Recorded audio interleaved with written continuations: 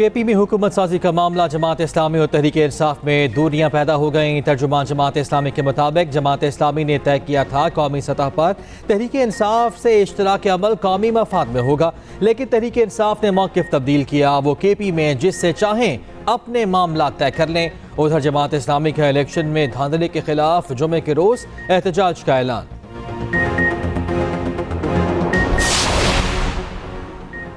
आम इंतखाबात 2024 में मुंतखब होने वाले 9 मई के इश्तिहारियों की गिरफ्तारी के लिए हिकमत अमली तश्कील दे दी गई। हालिया इलेक्शन के कामयाब उम्मीदवार मियां असलम इकबाल, अली अमीन गंडापुर, इम्तियाज़ शेख 9 मई के वाक़यात में लाहौर पुलिस को मतलूब हैं। ज़राए JIT के मुताबिक 9 मई के मुकदमात में मुलव्वस 22 इश्तिहारी रहनुमा 282 कारकुन ताहाल इंतहाई मतलूब हैं। इश्तिहारियों की गिरफ्तारी कानून के मुताबिक होगी।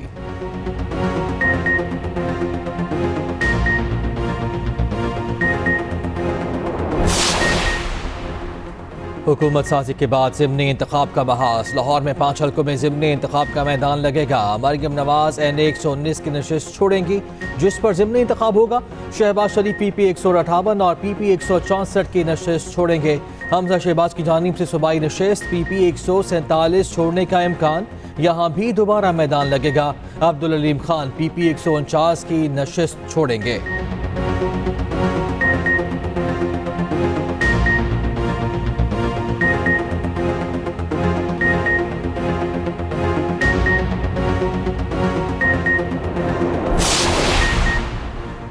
इस्लामाबाद के 3 हल्कों में कामयाबी के नोटिफिकेशन के खिलाफ दरखास्त पर फैसला महफूज।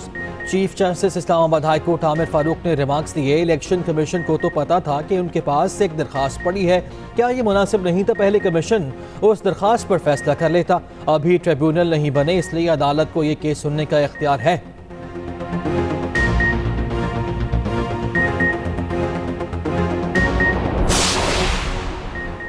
सुप्रीम कोर्ट ने SP इस्लामाबाद पुलिस रुखसार मेहंदी को फौरी तलब कर लिया। तलबी तौहीन मज़हब के केस में मुलजिम के घर बिना वारंट गिरफ्तारी पर की गई। चीफ जस्टिस का कानून की पासदारी न करने पर सख्त बरहमी का इजहार। रिमार्क्स दिए, लगता है इस्लामाबाद में कोई घर महफूज नहीं। बिना वारंट पुलिस लोगों के घरों का तक़द्दुस कैसे पामाल कर सकती है।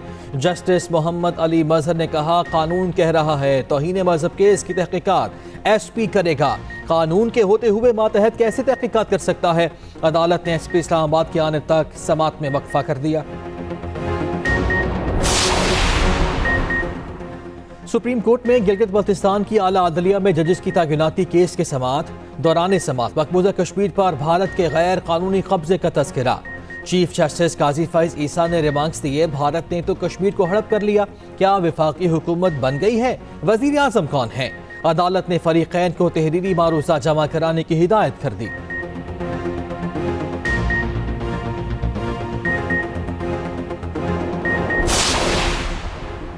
गैर कानूनी भर्तियों के केस में परवेज इलाही की जमानत मंजूर। लाहौर हाईकोर्ट का परवेज इलाही को 1 लाख रुपए के जमानती बचल के जमा कराने का हुक्म।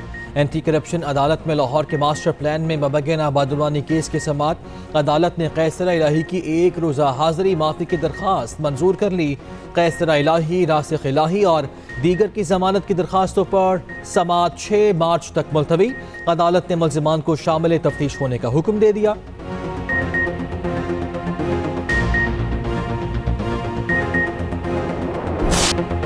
नून लीग की तरफ से वजारत उज़्मा के लिए शहबाज शरीफ नामजद। नवाज शरीफ ने वजारत उज़्मा के लिए शहबाज शरीफ को नामजद किया। मरियम औरंगजेब के मुताबिक वज़ीर आला पंजाब के लिए मरियम नवाज का नाम फाइनल। शहबाज शरीफ ने कहा, मरियम नवाज मुस्लिम लीग नून की तरफ से वज़ीर आला पंजाब की उम्मीदवार होंगी। पाकिस्तान की किसी भी सूबे की पहली खातून वज़ीर आला होंगी। उधर नवाज शरीफ और शहबाज शरीफ आज अहम मुलाकातें करेंगे।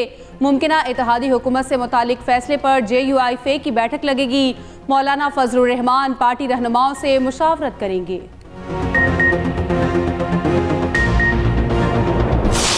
मैं मियां नवाज शरीफ साहब से दरख्वास्त करूँगा कि वो मेरी दरख्वास्त माने और वज़ीर आज़म का ओहदा कबूल करें। जवाब में हमारी जो वज़ीर आला के कैंडिडेट हैं वो मरियम नवाज शरीफ। हमने तय किया है कि हम आपस में मिल बैठ के हुकूमत बनाएंगे। ये नहीं है कि हम चाहते हैं कि PTI रिकन्सिलिएशन में ना आए, वो भी आए।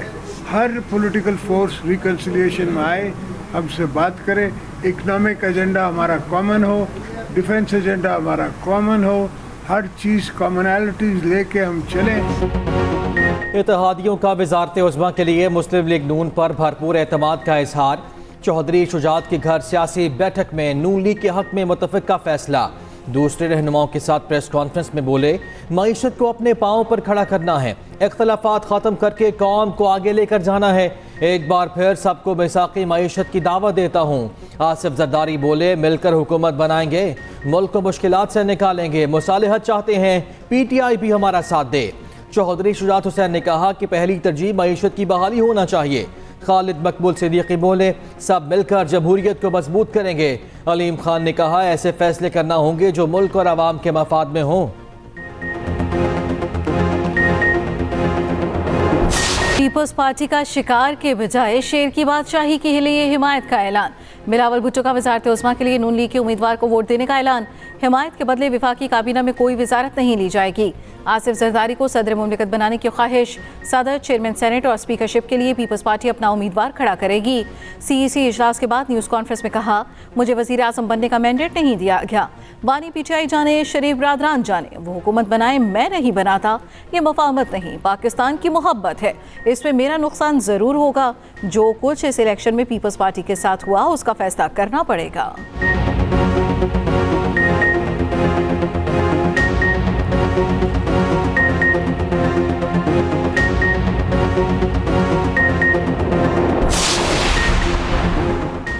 हुकूमत बनाने के लिए तहरीक इंसाफ के राब्ते शुरू। वज़ीर आज़म और स्पीकर के नाम जल्द देने का ऐलान।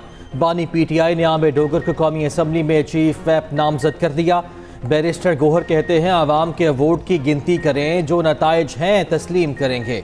इल्ज़ाम लगाया, हमारे लोगों को 20 से 25 करोड़ रुपए की ऑफर दी जा रही है।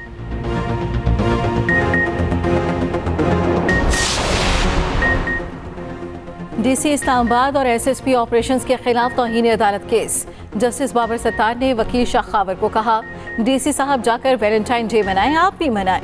राजा रिजवान अब्बासी ने कहा, DC ने 10 दिन के लिए उम्रे पर जाना है। जस्टिस बाबर सत्तार ने रिमार्क्स दिए, हम उससे पहले ही फैसला कर देंगे।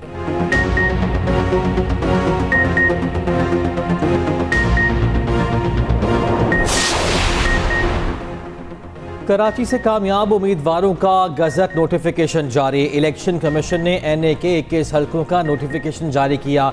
NA 229 से PP के जाम अब्दुल करीम, 230 से सैयद रफ़ीउल्लाह, 231 से अब्दुल हकीम बलूच कामयाब। NA 242 से मुस्तफ़ा कमाल कामयाब हो गए। 243 से कादिर पटेल का नोटिफिकेशन जारी। NA 244 से फारूक सत्तार कामयाब करार।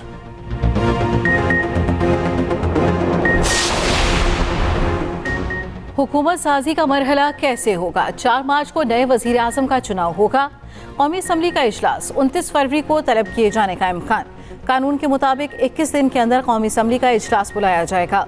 इजलास के पहले दिन अरकान पुराने स्पीकर से हल्फ उठाएंगे। 1 मार्च को स्पीकर और डिप्टी स्पीकर के लिए कागजात जमा होंगे। 3 मार्च को वज़ीर आज़म के इंतखाब के लिए कागजात नामजदगी जमा कराए जाएंगे। वज़ीर आज़म के इंतखाब के लिए 169 अरकान की हिमायत लाजमी। अगर कोई इतने वोट ना ले सका तो रन ऑफ इलेक्शन होगा। असम्बली में मौजूद अरकान की अक्सरियत वज़ीर आज़म का इंतखाब करेगी। सूबों में भी वज़ीर आला का इंतखाब का यही तरीका। 8 मार्च को सदारती इलेक्शन होगा। 12 मार्च को मौजूदा सेनेट के निस्फ अरकान रिटायर हो जाएंगे।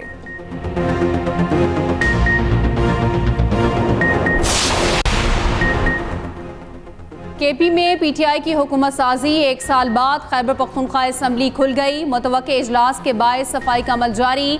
इंतखाबात के बाद 21 रोज़ में इजलास तलब किया जाना लाजिम।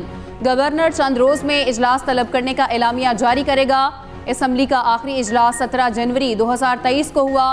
गुज़श्ता बरस 18 जनवरी को असम्बली तहलील कर दी गई।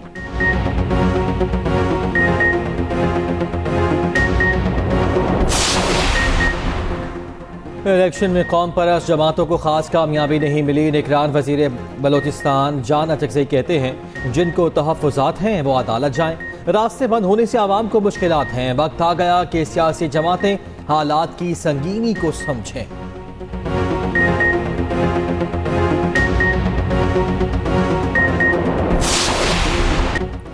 गजा में इसराइल की वहशियाना कार्रवाइयाँ, 164 फलस्तीनी शहीद हो गए। काबिज फौज ने रफा पर बमबारी कर दी। इसराइली वजीर आज़म ने रफा में ज़मीनी ऑपरेशन का फैसला कर लिया। बरतानिया ने रफा में ज़मीनी ऑपरेशन की मुखालफत कर दी। हुक्काम ने कहा इसराइल बेघर फलस्तीनियों की पनाहगाह पर कैसे हमला कर सकता है। रफा में आने वाले फलस्तीनी पहले ही 6 बार दरबदर हो चुके। यूरोपीय यूनियन ने अमेरिका को इसराइल की फौजी इमदाद कम करने का मशवरा दे दिया।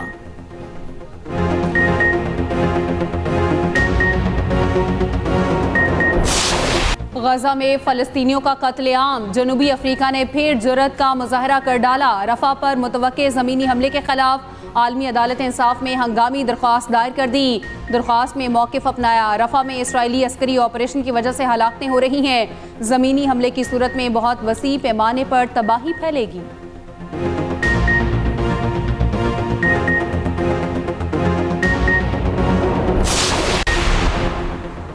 हुकूमत साजी का सिलसिला शुरू होते ही स्टॉक एक्सचेंज ने करवट ले ली। 940 पॉइंट्स की तेजी रिकॉर्ड। 100 इंडेक्स 62,160 से जायद हो गया। उधर अमरीकी करेंसी की कदर में कमी का सिलसिला जारी। इंटरबैंक में डॉलर 16 पैसे सस्ता हो गया।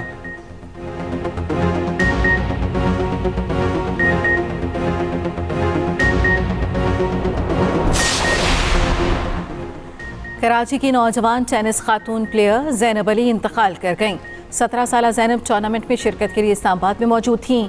मैच के बाद ड्रेसिंग रूम में गईं, जहां इंतकाल हो गया।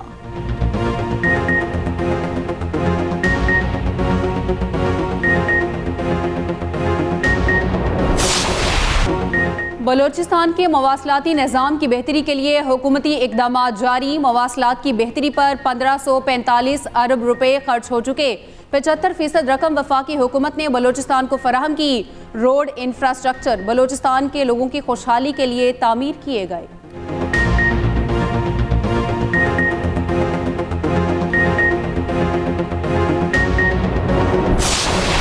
HPL PSL सीजन 9 शुरू होने में सिर्फ 2 दिन बाकी।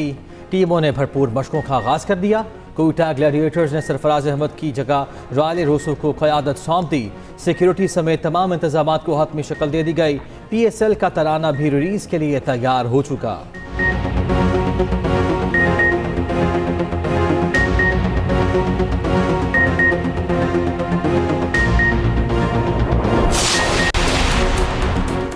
इंडोनेशिया में इंतखाबात, पोलिंग का अमल जारी। वोटर्स नए सदर और पार्लिमान का इंतखाब करेंगे।